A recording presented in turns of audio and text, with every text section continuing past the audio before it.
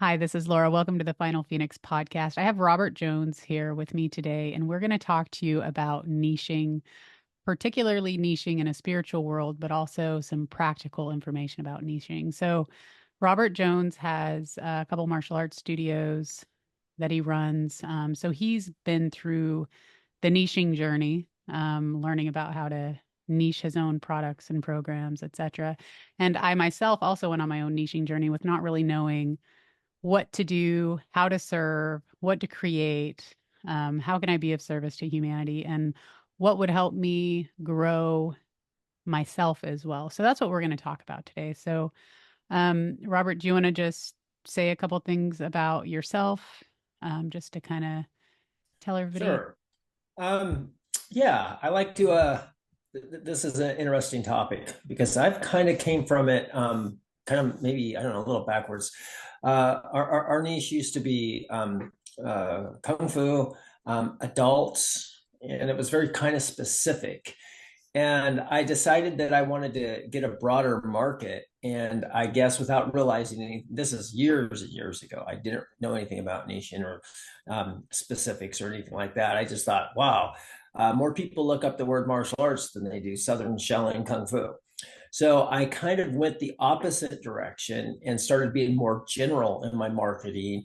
And I also went from adults to kids. So I made what looking back at it, I would say I made a lot of mistakes. I had a lot of that stuff already done for me. And then I went backwards and got too general, and then I got back down to specifics. So I've gone this journey a couple of different routes, and I think it's an important topic for people to learn. Some of the stuff I wish I would have known before I reinvented the wheel several times, anyways.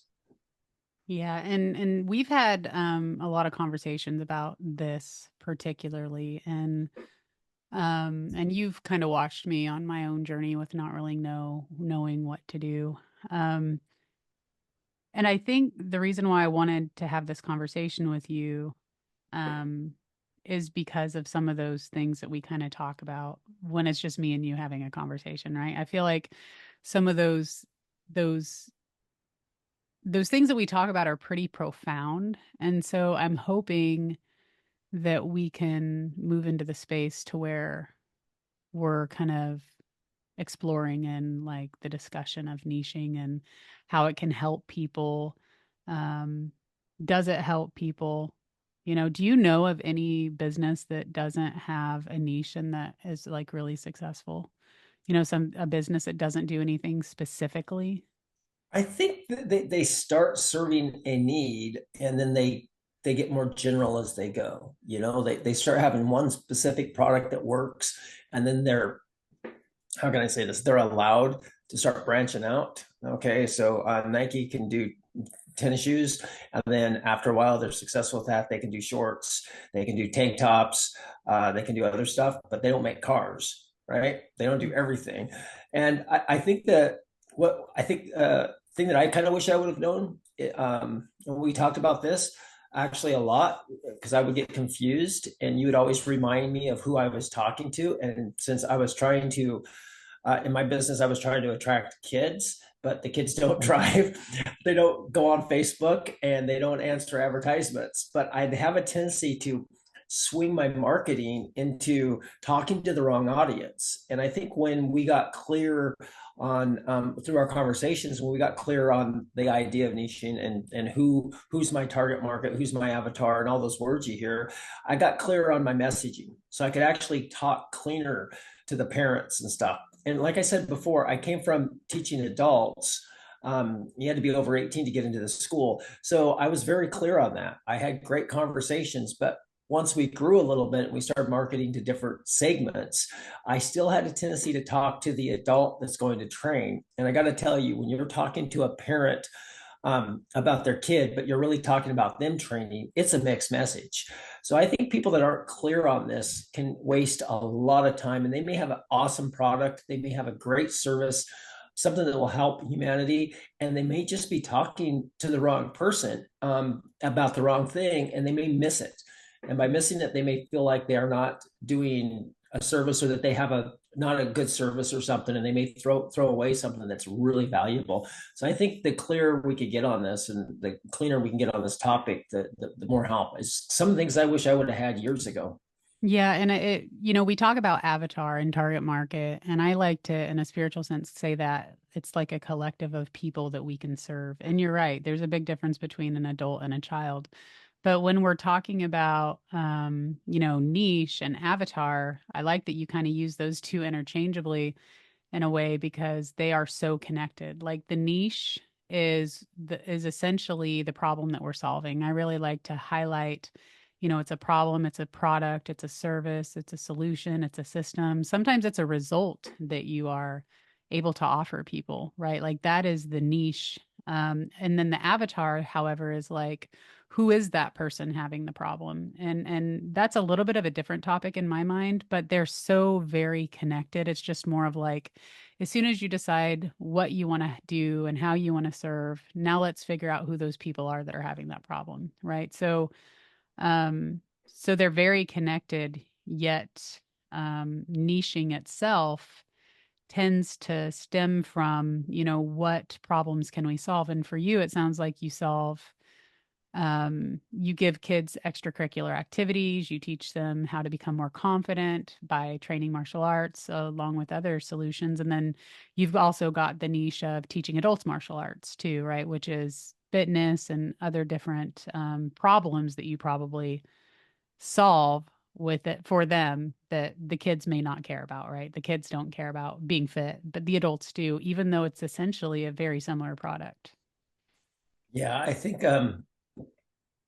having your the idea of what you're actually trying to get at, and then doing the research a little bit to making sure that your market can serve that. So I know that like there's nothing on the market that is better at creating a kid's confidence and allowing him maybe to be more secure and not be bullied than a well-run martial art program. However, I also know that bullying isn't a huge market. There is not, I mean, nationally, worldwide, it's a problem. But in one little area of our town, in say my Bellevue location, I don't feel that kids are bullied, and we do hear about it. But if we took a poll, it's going to be like a 1 or 2%. So I'm going to go after. So if I go after just that, I'm not saying not to have that included, but if I spent all my time going after that, I think I would have a great niche and I would do good, but I wouldn't get that many people. It wouldn't support me. Right. So Yeah. I have to have several. But if I'm talking about fitness, say a parent worries about their kid playing video games and just eating fast food and doing nothing, they probably aren't interested in the bullying. And I used to do this. The reason I brought this up is because I used to mix them. I used to say, "Your kid being bullied? Is your kid not fit? Well, we can do something about that." And all of a sudden, it became kind of, which is all true, but it became I was throwing everything in there, right? Everything in the Yeah. kitchen sink. I was promising everything. We could do this. We could do that. We could do this, Yeah. and it really confused me because I started actually, even though it's true, I started not understanding my own product. I was listening to people, thought I was listening to them. I said, that's a great idea. I would jump on it, do an ad for Facebook or do an article for my blog. And after a while, I'm going, wow, we'll even come and paint your fence. It just confused me a lot. And so when you narrow it down to the point to where we narrowed it down to the age of the kid and the age of the parent we're talking to, it just made my marketing super simple. My messaging. Let me put Yeah, messaging. I prefer that. I was But just gonna say.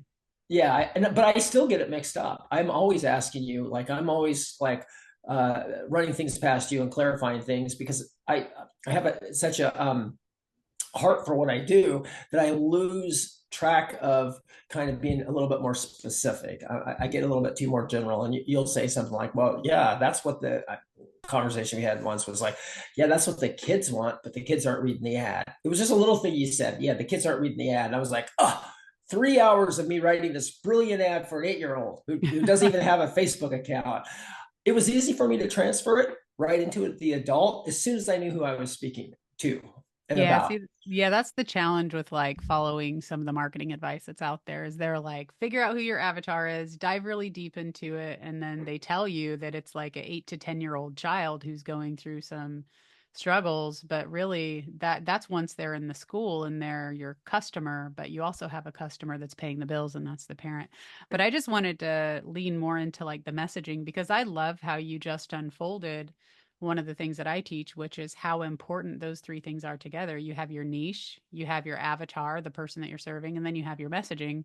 And if we're putting too many things with and the kitchen sink into what we're trying to say, then we're getting very specific as to, like, are you a parent who has a child, drives a sedan, like, or like, that's not a good example. A good example would be, are you dealing with 5 or 10 of these problems, right? Like, we're offering too many solutions, even though Yeah. they're all valid. People may be having a combination of those, but if it's not resonating with our audience, um, we're not going to attract anybody. We're just probably confusing them and confusing ourselves. So that's just really important, how the avatar, the niche, and the messaging all goes together. But I Well, want oh, go ahead. I just think that's a kind of an important point. I think like when you throw out those 10 things, and if they're not zeroed in properly, a person like I would do that. I would say, well, yeah, I'm dealing with that one, but no, those other ones don't matter. So if you have 10, say you have 10 benefits and only three of them is what your customer is actually looking for, the other ones actually subtract from your message. They actually do the opposite, because you say, well, yeah, my kid's not shy. My kid's pretty confident. He gets good grades. But he's being bullied a little bit, but that's number five on their list. They're not specific. They're not, they don't specialize in that. And we do, but it's all together, right?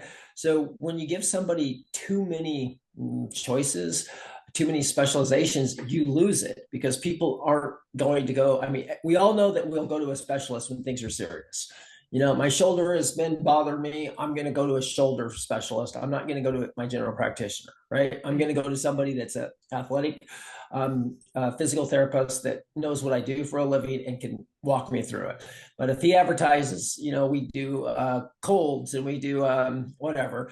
So I think when we talk about niching and marketing and all that stuff, I think we're talking about, almost for me, what it was looking at all I do and wanting to give that to everybody. Look at what we do. So proud of what we do. I love my product, right? And that's the problem. I love it. And it's like, well, you can't do everything to everybody. So pick one. And I think, I don't know about you, maybe I can ask you that. That was hard for me. Just pick one. I actually went from being specific, which was a great business model, to being really broad, because I thought it would get me more people. And it actually does the opposite. Yeah, so I want to just reiterate that, um, just to kind of keep us on the topic of the niche, but how important our messaging is in the avatar. With the niche, I really did do some deep soul diving as to like what a niche even is, because I had a really hard time pinpointing myself. But I really do feel like it is the products and the solutions and the results and the outcomes that you can provide people with. So in martial arts, for example, we know that people get 20, 30, 40, probably even 50 benefits. I know we've done a benefit list before, and we just wrote out all the benefits of martial arts, but we can't really sell all the benefits of martial arts. So in marketing, what we do instead is we generally just test the one that we can market that gets us the most people that are qualified, right? For to receive what we're purchasing. So if we're really high in fitness and we want to help people lose weight, for example, we might use weight loss, right? Or if we're um really high in like wanting people to be able to defend themselves, and we might choose self-defense if it's giving us the numbers. But maybe self-defense brings us a lot of people that we don't really want to work with, right? Like MMA fighters or something that's just not really um up our expertise, our area of expertise. Um, so yeah, I really think that that's why we're taught in marketing to just test one solution at a time, or one benefit at a time, and just see what brings in the most people. And you can test multiple of those, solutions within your one niche. That's my thought on that. But I want to kind of shift a little bit to when we talk about niching too, I like to add ideas in there also because I know that a lot of people have ideas and they struggle with an overwhelm of ideas. And you and I talked about this the other day, how ideas are free. Like, do you want to explain that a little bit? How you kind of told me how free ideas are? Yeah, if I can recall it a little bit because I have an idea a minute, as you all know. And I remember my instructor once told me when I became an owner of the schools and stuff. He said, Robert, ideas are great if you can afford them. And I think I was 23 at the time. I was like, oh, I have no idea what that meant, but